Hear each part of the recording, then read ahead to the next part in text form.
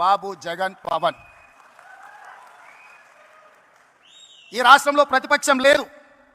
ఈ రాష్ట్రంలో ఉన్నది మొత్తం పాలక పక్షమే.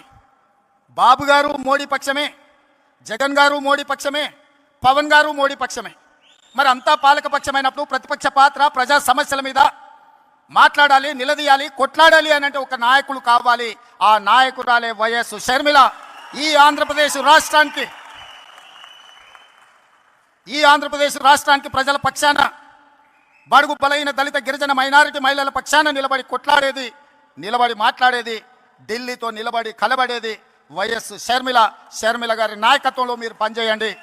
తప్పకుండా 2029లో రాజశేఖర రెడ్డి గారు ఏ విధంగా అయితే 1984లో ప్రస్తావన మొదలుపెట్టి 2004లో 20 సంవత్సరాలు కొట్లాడి ఆనాడు ఉమ్మడి ఆంధ్రప్రదేశ్కు ముఖ్యమంత్రి అయిందో, 2009లో ఈ ప్రస్థానం మొదలుపెట్టి